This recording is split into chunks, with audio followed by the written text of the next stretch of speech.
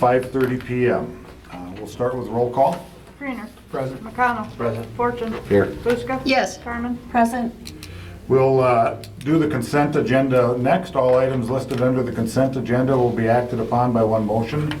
There will be no separate discussion of these items unless a request is made prior to the council votes on the motion. Number 1, approval of the agenda.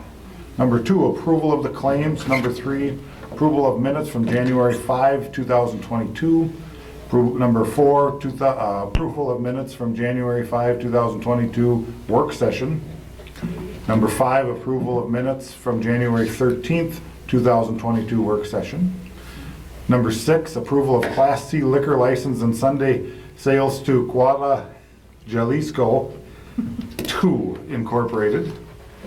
Number 7, approval of Class E liquor license, Class C beer permit, Class B wine permit with Sunday sales to Jag Danby LLC, DBA Cresco Mart.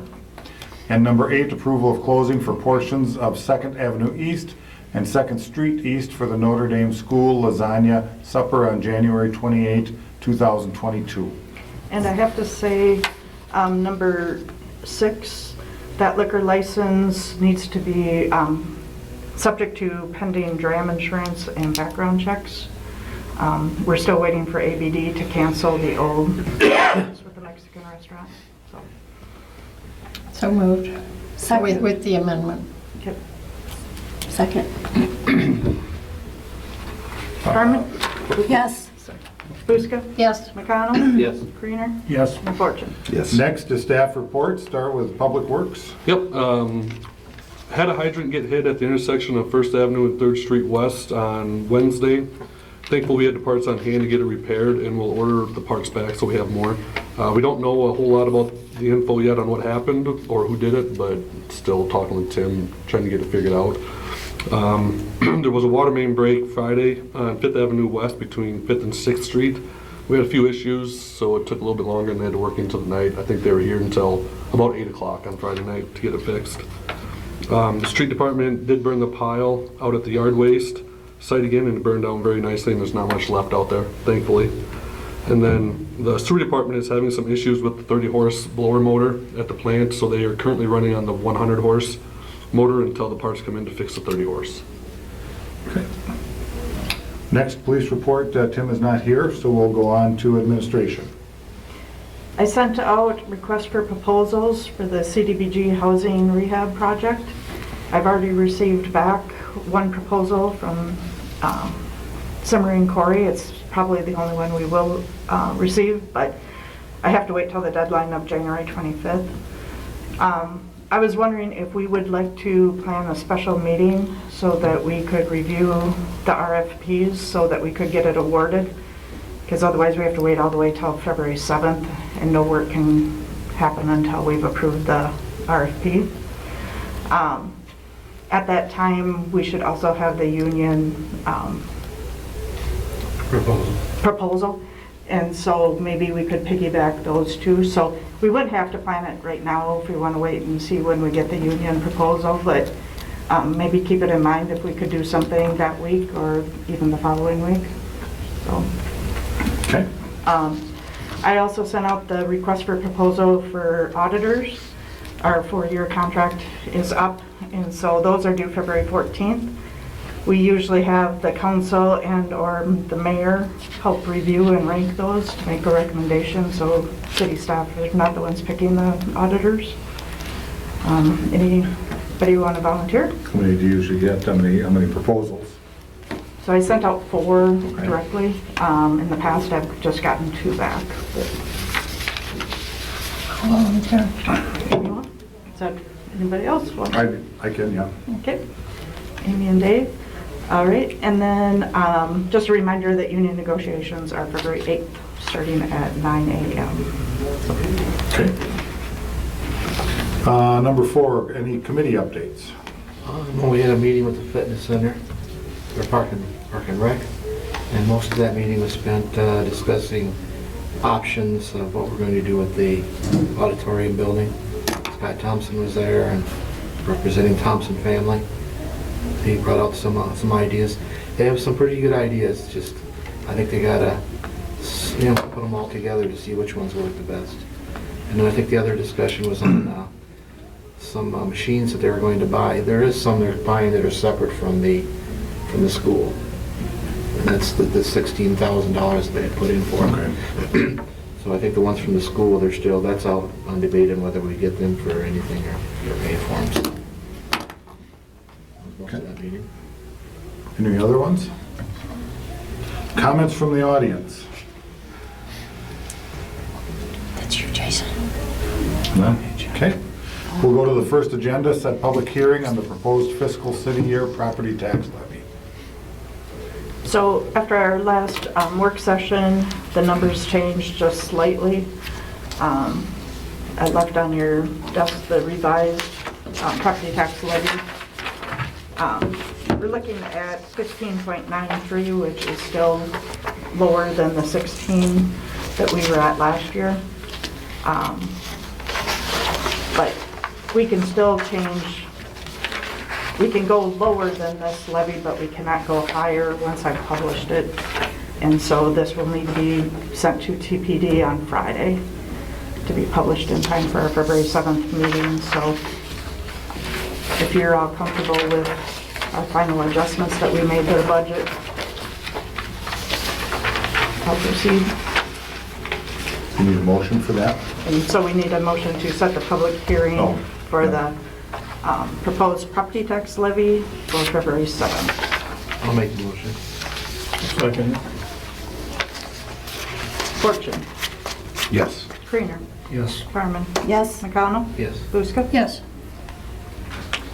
Okay, and then number 2, resolution adopting the emergency response plan in accordance with America's Water Infrastructure Act. So moved. Second. Amy and Jan? Buska, Yes. Fortune, Yes. Creener, Yes. Carmen, Yes. McConnell, Yes. Okay.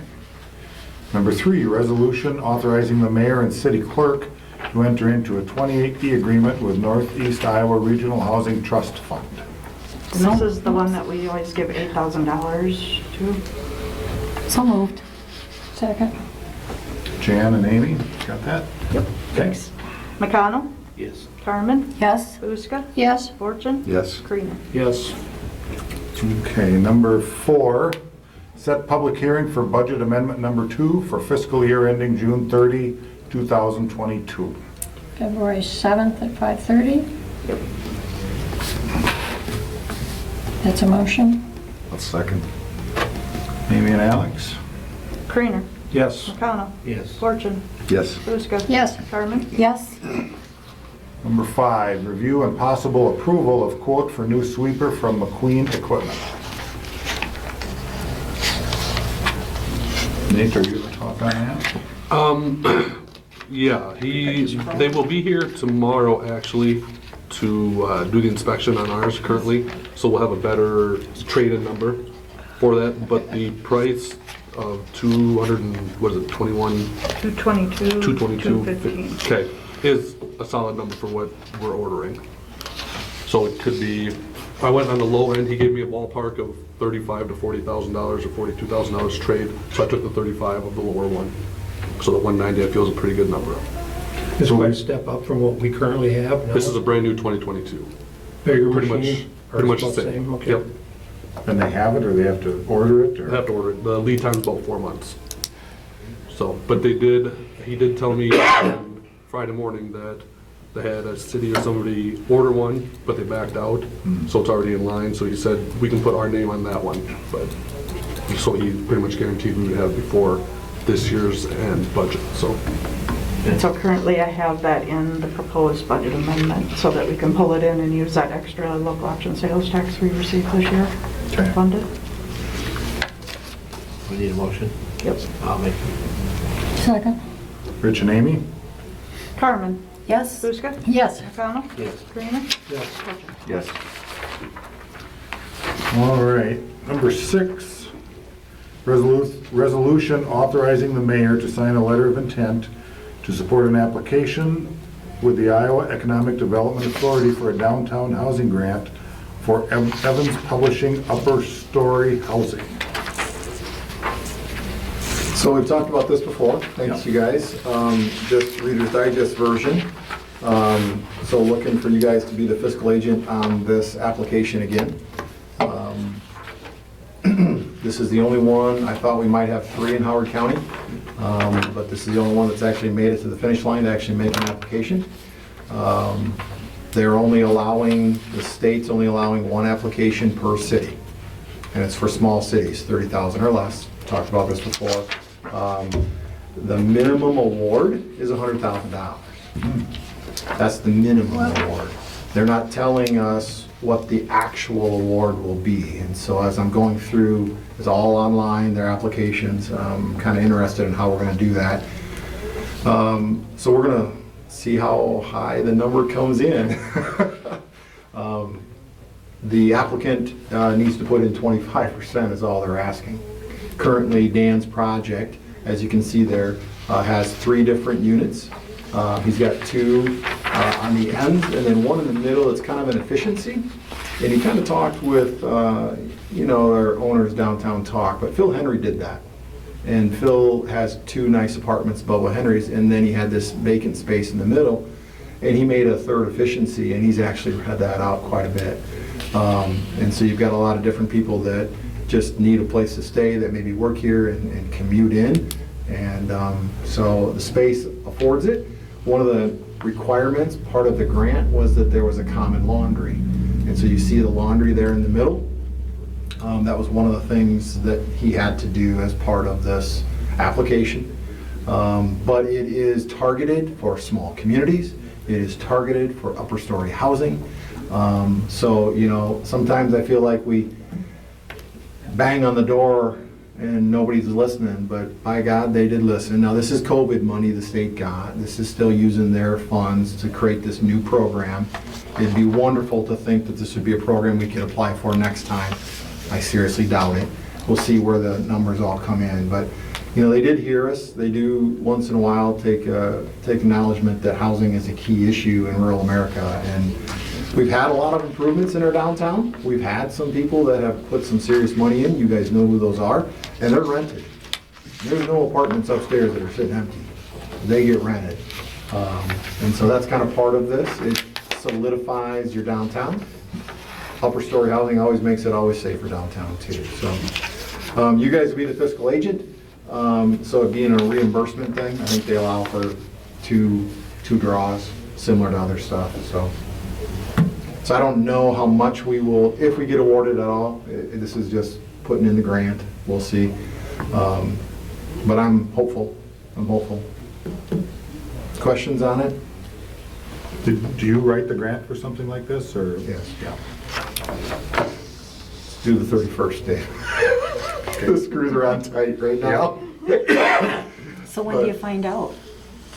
When do We you will find out by March. Okay. The timeline is a pretty quick turnaround, which I'm reading the tea leaves, and I've done the math on how many communities, and it's only 1 per community, how many counties. I fully believe, and I hope I'm right, that they're looking to award 1 project per county. And that would equate to about the amount of money they have sitting there. I'm crossing my fingers on that. You throw out all the large communities, I think they know, like we were. I was hopeful to get more. I was hopeful to get 3 applications from Howard County. I think they know that the likelihood of that to happen is probably unlikely. But if we could get 1 from each, man, that would look good for the state, and it would. So I'm hopeful that that's the way it looks.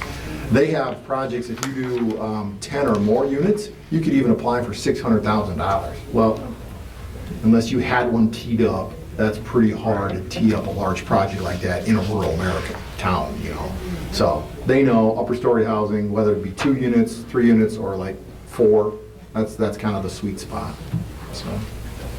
Well, thank you for your work in getting this moving forward. We'll take a shot. We've applied for a lot of these and we keep getting them, Michelle, so we'll see. Keeping me busy. Well, I'll make the motion to have the city act as the fiscal agent. I'll second. Amy and Alex? Fortune. Yes. Creener. Yes. Carmen. Yes. McConnell. Yes. Lumbowski. Yes. Thanks, Jason. The only other one that we did like this, that we did the Community Catalyst grant that we did get for the brewery also. And that one is still being worked on, just so you guys know. That's still being flushed out. We're working with SBA on that. We've gotten all the good word from SBA. So we're just kind of down the last few numbers. Both SBA and the bank wanted the Gooders to go back and re-finalize all the numbers after January 1, because everything's changing. I mean, it changes every day, much less at the end of a year. So I think they've got one more estimate they're waiting on to get back to solidify where those numbers are at. Otherwise, they've gotten good news back from a lot of their subcontractors that they're either holding right at it, or we can even be a little bit under. So that's good news. So hopefully we'll be there relatively soon. So, and that was, again, that'll be a pass-through that you guys would act as a fiscal agent for. So Going back to this here, the time frame, you expect to learn the end of March whether or not this will be approved? Yep. And then going forward after that, is this something, Good question, Gary. I should have said that up front. I meant to say that. You know, we could only, and apologies, because we had this discussion before you're on here, but I could have chosen a lot of different people downtown for this project.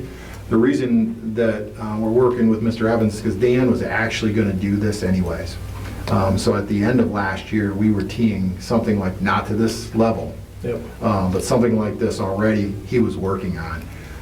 Versus somebody that just had a vacant upstairs that wasn't planning on doing it, and I would have had to, you know, kick and scream and drag to the finish line. Dan was already there.